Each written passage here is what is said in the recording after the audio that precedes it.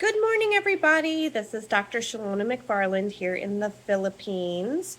And today is January 9th, 9th or 10th? Apparently it's the 10th. Okay, so today we are going to be discussing targeting your peer group. So there is a method of learning how to get the right people close to you and get the wrong people away from you. And it is a target method. So, target, okay? Now, you can imagine that this target is you and the people in your life. So, maybe in the center there is you, okay? Then the next little layer there might be your parents, your siblings, people that are very, very close to you. The next level might be your really close friends. Hi, Chuck. And like people who you rely on for, I don't know, information. People who you respect, maybe your pastor, things like that. Okay. Then the next layer is maybe people you work with, and then acquaintances, and then out here is people you maybe haven't met yet. So, what this does, and I do recommend you do this maybe with something larger than this, but you create a target and then you start putting names in here and where do they belong, okay? So you can do like maybe mom and dad and siblings and like specific friends, like I'm just going to put just like letters and we'll represent it that way, okay? So you can start listing people. Okay, now where do these people belong? Or where do they live right now? That's probably a better question. So probably a lot of these people live in here, really close to you, right?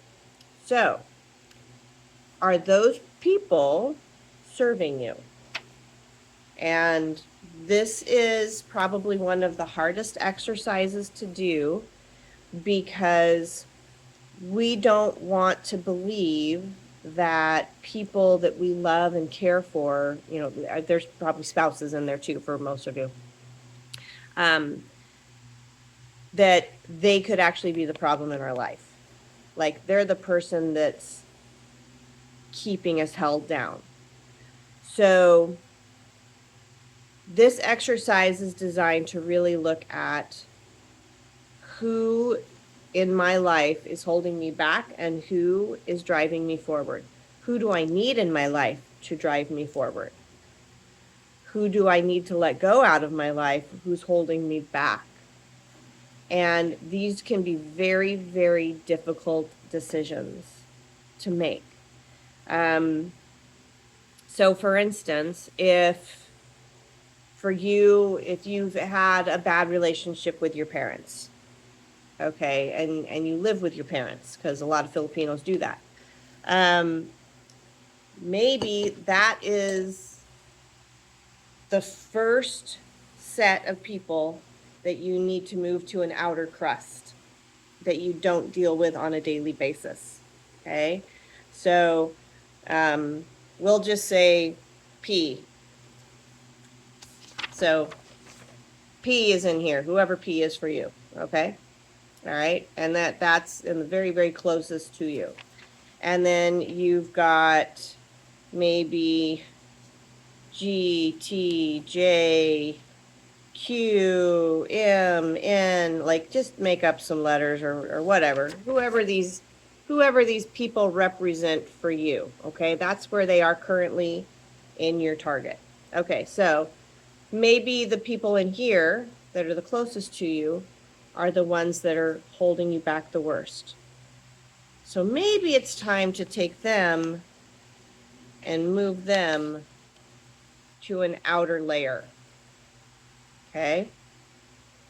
Maybe it's time to take somebody from the outer layer who knows finances, who knows nutrition, who knows whatever it is that your goals are set around. This person out here knows how to make that happen from results. So you can look at that person and go, yeah, that person's got their crap together. They know how to make, I can see their results. Okay. That's the kind of person you want to move down closer to you so that you can succeed in your goals, whatever those are. Maybe it's your pastor, maybe it's your doctor, maybe it's, I don't know, your neighbor, whoever it is. Okay. And you can see how you can start shuffling these around. Some of these are going to go clean out. Some of these, maybe that you don't even know yet, are going to come in way closer. So you can see how you start to move these people around. And so part of this is you have to set boundaries with these people. If you've got somebody, for instance, that you live with and you love and you don't want to leave, that is part of the problem, then you're going to have to set boundaries with that person and go, okay, this isn't working. So I'm going to move you out over here in this other realm for a while. Not necessarily moving them out of your life or out of your house or anything like that, but setting some boundaries of, okay, so when I'm working with this project, you're not allowed in it. I'm not going to talk to you about it. I'm not going to bounce ideas off of you about it. You're not allowed in it because you give me nothing but negative feedback. Okay? And there's nothing wrong with negative feedback if you can perceive it that way. It's just all feedback, but sometimes that can drive you forward as well. But if it's somebody that's constantly going, you can't do that, that's stupid, that's a dumb idea, why would you even think of doing something like that, you can't release weight, you can't move to another side part of the city, you can't, if that's all you're hearing from them, that's not a good person to have in your life. Okay? Or at least not close in your life. You want the people going, okay, this is your goal. How can I help you make it? How can I help get you there?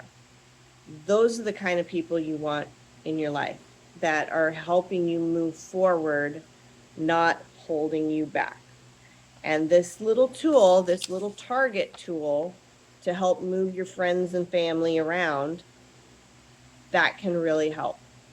It helps immensely in helping you gain momentum in your goals and what you want and what you say you want in your life, right? You want the right people around you to make that happen. Maybe this person, some person coming from way out here that I'm moving inside, maybe that's my accountability partner. Okay, maybe that's somebody who's like, dude, I got your back. We're in this together. I'm going to make sure you make your goals. You want that person close to you. Okay? There is family that we are born with, and there is family that we make. And sometimes the family we make has stronger bonds. So keep that in mind when you go out and about looking at the people in your target, and really start thinking about what that looks like, who these people are to you, what do they bring to the relationship? Are they givers or are they takers? Are they only taking from you? Oh, I love you. Can I borrow some money today? Oh, I love you. Let's go to the movies. How about you buy? Oh, I love you so much. Let's go out to dinner. You go ahead and buy. That's a taker. That is not a giver. Okay?